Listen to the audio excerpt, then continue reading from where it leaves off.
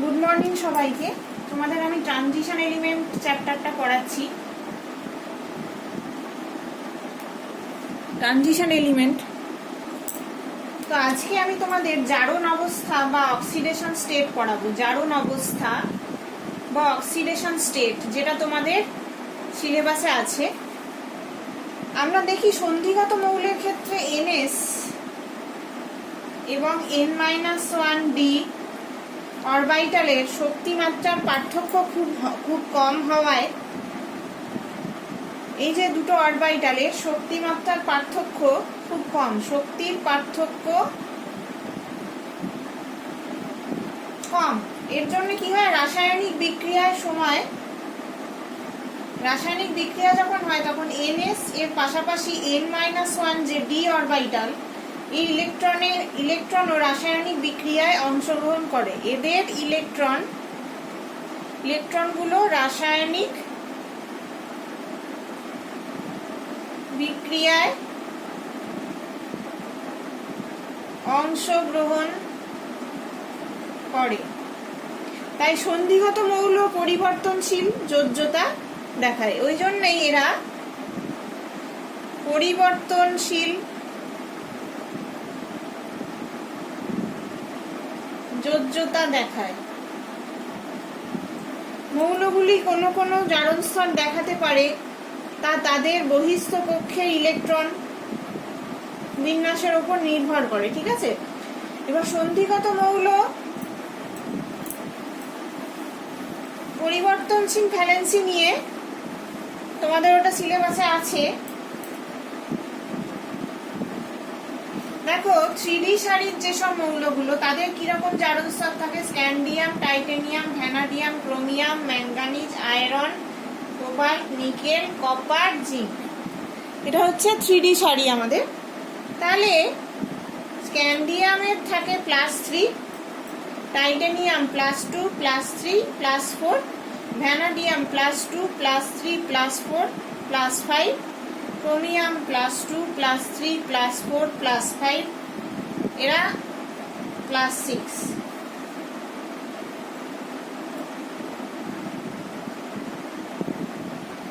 আবার ম্যাঙ্গানিজের দেখো +2, +3, +4, +6, +7। এই যে ব্র্যাকেটের মধ্যে যেগুলো আছে ওগুলো খুব একটা স্টেবল বা সুস্থায়ী অক্সিডেশন স্টেট নয়, ওই জন্য এদেরকে ব্র্যাকেটের ভেতর লেখা হয়েছে। আয়রন হচ্ছে +2, +3, +4, +6, +2, +3, +4, +2, +3, +4। কপারের হচ্ছে +1, +2, আমরা জানি। জিঙ্কের শুধু +2। এটা হচ্ছে আমাদের 3D সারি। আমরা 3D সারিটা মোটামুটি দেখালাম, বাকিগুলো আছে কিন্তু অতটা পড়ার দরকার নেই, 3Dটা নিয়ে আমাদের বেশি দরকার।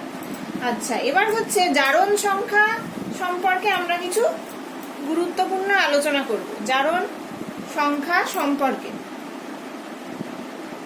তাহলে আমরা দেখছি 1 নম্বরে কি না, একটা নির্দিষ্ট সারিতে যত অ্যাটমিক নাম্বার বা ক্রমাঙ্ক বাড়ছে, অ্যাটমিক নাম্বার বাড়ছে, তত আমাদের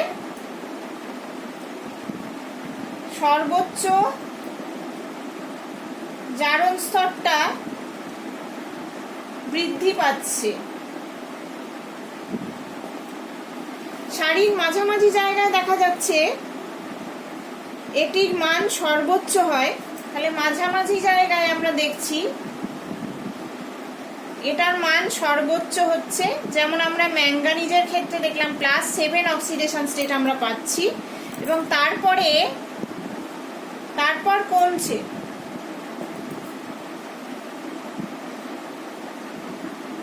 সন্ধিগত সারির শুরুর এবং শেষের দিকের মৌলগুলো সর্বাপেক্ষা কম সংখ্যক জারণ স্তর প্রদর্শন করে।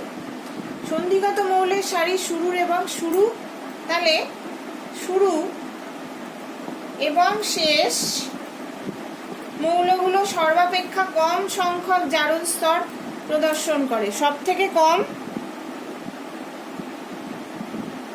জারণ স্তর প্রদর্শন করে। ঠিক আছে।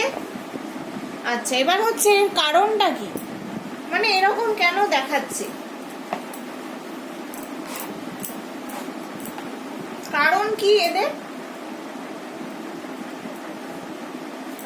প্রথম দিকে অবস্থানকারী মৌলগুলো স্ক্যান্ডিয়াম টাইটেনিয়াম, এরা হচ্ছে প্রথম দিকের মৌল।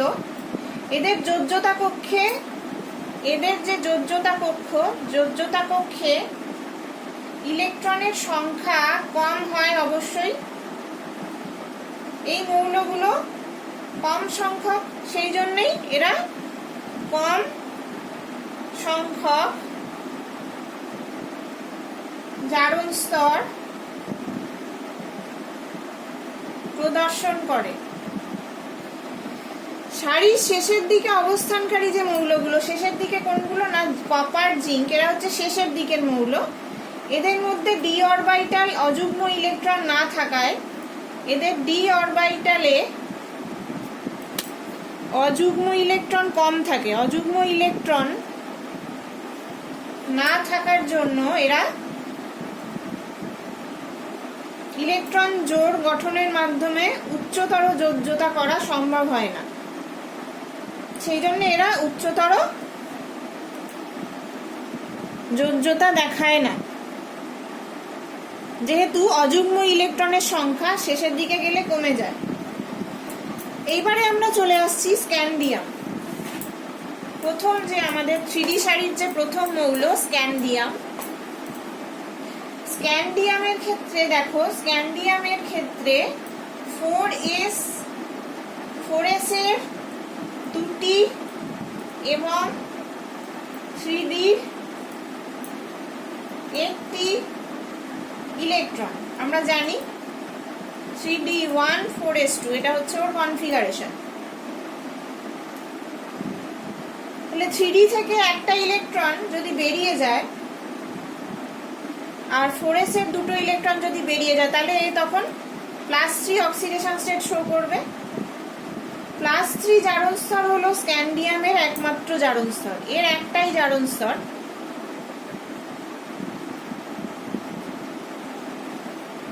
স্ক্যান্ডিয়ামের পরের মৌলের ক্ষেত্রে সাধারণ জারণ স্তর হলো +2। স্ক্যান্ডিয়ামের পরের যে মৌল মানে টাইটেনিয়াম, এর ক্ষেত্রে +2টাই একমাত্র জারণ স্তর, কারণ এদের ক্ষেত্রে 3 অরবিটাল খুব স্থায়ী হয়। তাই শুধুমাত্র এদের ক্ষেত্রে 3d অরবিটাল স্থায়ী হয় বলে 3d অরবিটালের ইলেকট্রনগুলো বেরোয় না, স্থায়ী হয়। সেই জন্য শুধু 4s ইলেকট্রনের রাসায়নিক বিক্রিয়ায় সংগ্রহণ করে। 4s ইলেকট্রনগুলোই রাসায়নিক বিক্রিয়ায় অংশগ্রহণ করে। তাই জারণ ক্ষমতার ক্রম হয় স্ক্যান্ডিয়াম 3,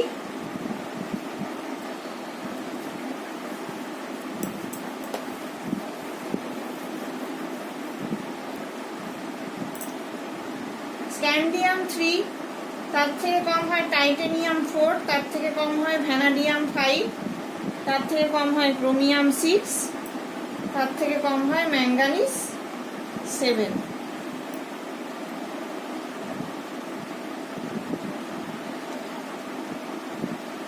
জারণ ক্ষমতার ক্রমটা কি হয়, মানে জারণ ক্ষমতার ক্রম, এটা হচ্ছে আমাদের জারণ ক্ষমতার ক্রম। জারণ ক্ষমতার ক্রম বাঁ দিক থেকে ডান দিকে গেলে কি হবে, বাড়বে। আবার দেখো 3 নম্বর পয়েন্ট, সন্ধিগত সারির মৌলের একটা নির্দিষ্ট গ্রুপের ক্ষেত্রে সর্বাধিক জারণ স্তর উচ্চতর মৌলের ক্ষেত্রে দেখা যায়। উচ্চতর মৌলের ক্ষেত্রে দেখা যায়। এর ব্যতিক্রম আছে একটা, দেখো ব্যতিক্রম, যেটা আমরা দেখি সিলভার 1 বা আয়রন +2 ও +3 জারণ স্তর দেখায়, কিন্তু +2 +3 দেখায়, কিন্তু একই গ্রুপে দেখো আয়রনের গ্রুপে রুথেনিয়াম অসমিয়াম +4 +6 ও +8 জারণ স্তর দেখায়। রুথেনিয়াম অসমিয়াম এটা দেখাচ্ছে, আয়রনের ক্ষেত্রে দেখো +2 +3 দেখাচ্ছে, আয়রন +8 +6 এগুলো দেখায় না, +4 দেখায় না। এটার কারণ কি?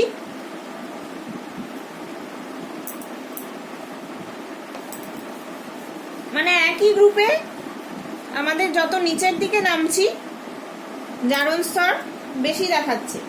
এটার কারণ কি? কার্যকরী নিউক্লিয়াসের চার্জ যেটা বা এফেক্টিভ নিউক্লিয়ার চার্জ বৃদ্ধির সঙ্গে সঙ্গে বৃদ্ধির সঙ্গে 4d এবং 5d অরবিটালের ভেদন ক্ষমতা বৃদ্ধি পায় এবং n-1d যে অরবিটালের যে ইলেকট্রন, এর যে অরবিটালগুলো, এদের শক্তির পার্থক্য কমে যায়। কমে গেলে কি হয়? রাসায়নিক বিক্রিয়ার সময় বেশি সংখ্যক ইলেকট্রন n-1d অরবিটাল থেকে অংশগ্রহণ করে। তাই গ্রুপের নিচের দিকের মৌল উচ্চ জারণ স্তর দেখায়। তাই গ্রুপের নিচের মৌলগুলো উচ্চ জারণ স্তর দেখায়। কেন?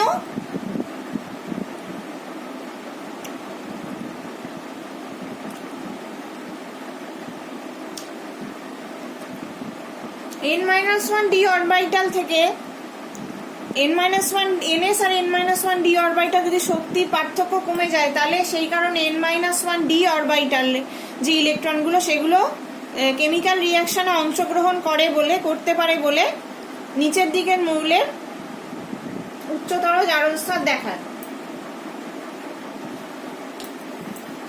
আবার জারণ স্তরের সাথে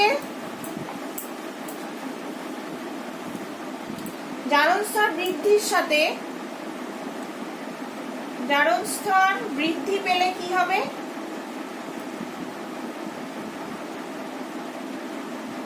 কোন যৌগের আম্লিক চরিত্র বৃদ্ধি পাবে, আম্লিক চরিত্র বৃদ্ধি পাবে। ঠিক আছে, তাহলে এটা দেখো পরিষ্কার বোঝা যাবে। আমরা যদি এইটা নিই ক্ষারকীয়, উভধর্মী এবং আম্লিক, এই তিনটে রকমের যদি আমরা নিই, দেখো টাইটেনিয়াম অক্সাইডের ক্ষেত্রে টাইটেনিয়াম অক্সাইড এর জারণ স্তর হচ্ছে +2, ভ্যানাডিয়াম অক্সাইড +2, ক্রোমিয়াম অক্সাইড +2। এরা হচ্ছে ক্ষারকীয়র মধ্যে পড়ছে। এবার জারণ স্তর যদি +3 হয় তাহলে উভধর্মী হচ্ছে, মানে ক্ষারকীয় হতে পারে, এও হতে পারে, আম্লিকও হতে পারে। Titanium O3, V2O3, Cr2O3। এদিকে দেখো আম্লিকের ক্ষেত্রে 4, 5, 6 এদের যত জারণ স্তর বাড়ছে এরা আম্লিক প্রপার্টি শো করছে। আম্লিক কি? 4 নম্বর হচ্ছে TiO2, এর +4 অক্সিডেশন স্টেট টাইটেনিয়ামের। 5 এ হচ্ছে ভ্যানাডিয়াম V2O5, এখানে ভ্যানাডিয়ামের জারণ স্তর +5। 6 এর এক্সাম্পল কি? Cr O3 +6। এরা সব আম্লিক অক্সাইড। আবার 6 নাম্বার পয়েন্ট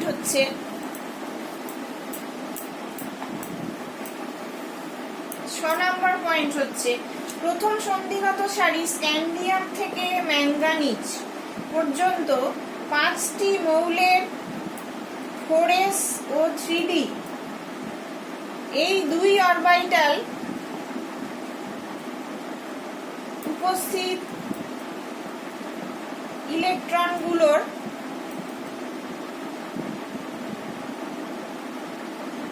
যোগফল মৌলের সর্বোচ্চ জারণ স্তর নির্দেশ করে।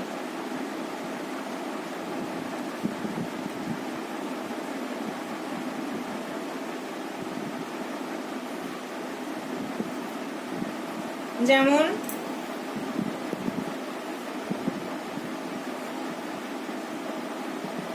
স্ক্যান্ডিয়াম +3 3d1 4s2,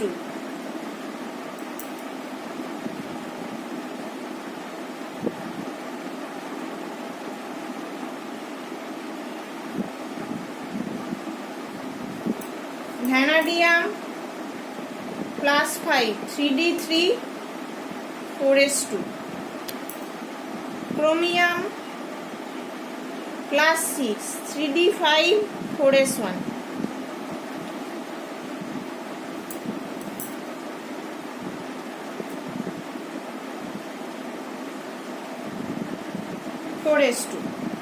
দেখো স্ক্যান্ডিয়াম থেকে ম্যাঙ্গানিজে 5টি মৌল, এদের 4s আর 3d 2 অরবিটাল উপস্থিত ইলেকট্রনগুলোর যোগফল মৌলের সর্বোচ্চ জারণ স্তর নির্দেশ করতে পারে।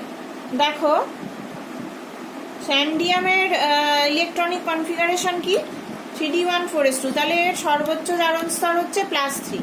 টাইটেনিয়ামের দেখো 3d2 4s2 মানে সর্বোচ্চ জারণ স্তর +4। এটাই বলতে চাইছে। এর পরের যে 5টা মৌল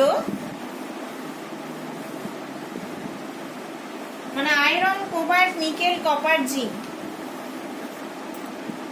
7 নাম্বার পয়েন্ট। এর যে পরের 5টা মৌল সর্বোচ্চ জারণ স্তর ডি অরবিটালে উপস্থিত ইলেকট্রন সংখ্যার উপর, শুধু ডি অরবিটালে যে ইলেকট্রন সংখ্যা তার উপর নির্ভর করে। তাহলে পারমাণবিক ক্রমাঙ্ক বৃদ্ধির সঙ্গে অ্যাটমিক নাম্বার বাড়লে কি হবে? অযুগ্ম ইলেকট্রনের সংখ্যা কমবে। অযুগ্ম ইলেকট্রনের সংখ্যা কমবে আমরা জানি। কমলে কি হবে? উচ্চতর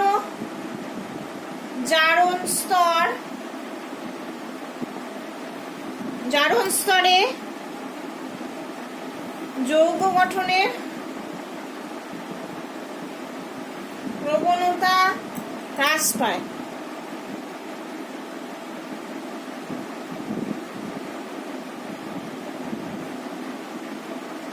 এদের পরিচিত জারণ স্তরগুলো হলো আয়রন +2 +3, কোবাল্ট +2 +3। আর দেখো এরা কিন্তু উচ্চতর জারণ স্তর দেখাচ্ছে না। নিকেলের ক্ষেত্রে দেখো শুধু +2, কপারের ক্ষেত্রে আরো কমছে +1 +2, আর জিঙ্কের ক্ষেত্রে শুধু +2।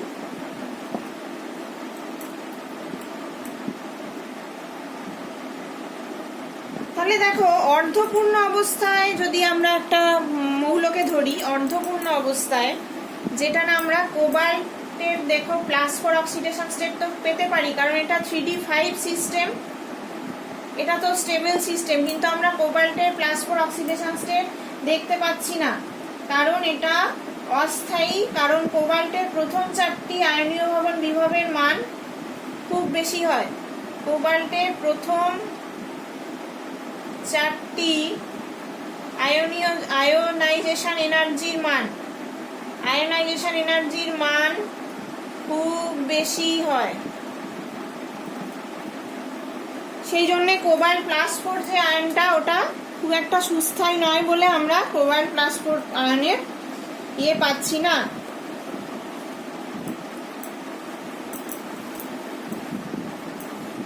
পরের পয়েন্টটা কি না, সন্ধিগত মৌলের ক্ষেত্রে ডি ব্লক পরপর দুটো জারণ স্তরের মধ্যে 1 এককের পার্থক্য থাকে, কিন্তু আদর্শ মৌলগুলোর ক্ষেত্রে এস আর পি ব্লকের ক্ষেত্রে কি হয়, কোনো একটি নির্দিষ্ট মৌলের দুটি জারণ স্তরের মধ্যে কোনো একটি নির্দিষ্ট মৌলের দুটি জারণ স্তরের মধ্যে 2 এককের পার্থক্য থাকে, আর সন্ধিগততে 1 এককের পার্থক্য থাকে।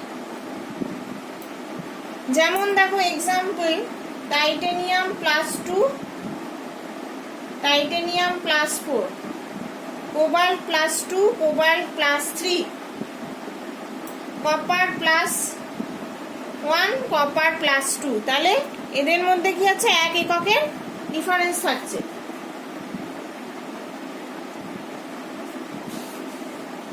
আবার আদর্শ মৌল যারা, ধরো পি ব্লক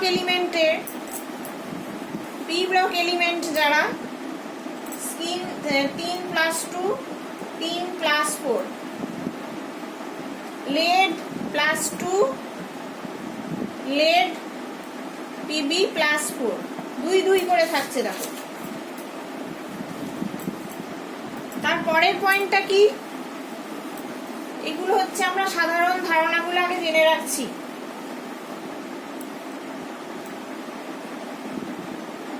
সন্ধিগত মৌলের দ্বারা গঠিত জটিল যৌগ, সন্ধিগত মৌলের দ্বারা গঠিত যেসব জটিল যৌগ, তাদের জারণ সংখ্যা 0 হতে পারে বা 0 হতে পারে। যেসব লিগ্যান্ড সিগমা ডাটা লিগ্যান্ড কিন্তু পাই গ্রহিতা হিসেবে কাজ করে, যেসব লিগ্যান্ডগুলো সিগমা ডাটা পাই গ্রহিতা হিসেবে যেসব লিগ্যান্ডগুলো কাজ করে, তারা এরকম জটিল যৌগ তৈরি করতে পারে। যেমন ধরো নিকেল CO4, এই CO লিগ্যান্ডটা হচ্ছে সিগমা ডোনর পাই অ্যাকসেপ্টর লিগ্যান্ড। তার মানে কি, এর যে সিগমা ইলেকট্রনটা এর নিকেলকে দান করে, আর নিকেলের যে পাই ইলেকট্রন মানে এক্সট্রা ইলেকট্রন ডেনসিটি এ পাই বন্ড দ্বারা অ্যাকসেপ্ট করতে পারে। হ্যাঁ, এটা হচ্ছে সিও লিগ্যান্ডের একটা প্রপার্টি। এই লিগ্যান্ডগুলোকে কি বলে, সিগমা ডাটা পাইগ্রহিতা লিগ্যান্ড। এই ধরনের লিগ্যান্ডের সঙ্গে যদি কোনো সন্ধিগত মৌল কমপ্লেক্স তৈরি করে, তাদের এটার অক্সিডেশন স্টেট 0 দেখায়। এরপর হচ্ছে 10 নম্বর পয়েন্ট। 10 নম্বর পয়েন্ট কি, সন্ধিগত মৌল দ্বারা প্রদর্শিত সর্বোচ্চ জারণ সংখ্যা কি না, +8, তার বেশি হয় না। রুথেনিয়াম O4, অসমিয়াম O4, ঠিক আছে, এদের হচ্ছে +8 অক্সিডেশন স্টেট। তাই সর্বোচ্চ এর ক্ষেত্রে, ট্রানজিশন মেটালের ক্ষেত্রে সর্বোচ্চ হচ্ছে 8। পরের পয়েন্ট হচ্ছে, কোনো সন্ধিগত মৌলের নির্দিষ্ট জারণ স্তরের স্থায়িত্ব দ্রাবকের প্রকৃতির উপর নির্ভর করে। যেমন দেখো, জলীয় দ্রবণে কপার 2+ স্থায়ী, কিন্তু কপার 1+ অস্থায়ী। সেই জন্য আমরা জলীয় দ্রবণে কপার 2+ হিসেবেই কম্পাউন্ডগুলোকে পাই। আবার অক্সিজেন মিশ্রিত জলে Fe2+ আমরা ল্যাবরেটরিতে দেখি ফেরাস সালফেট সলিউশনটা আস্তে আস্তে ফেরিক সালফেট হয়ে যায়, কারণ Fe2+টা অস্থায়ী কিন্তু Fe3+ স্থায়ী। এটা গেল আমাদের পরের পয়েন্ট। নেক্সট পয়েন্ট, +2 আর +3, +2 and +3 এই জারণ অবস্থায় সন্ধিগত মৌলের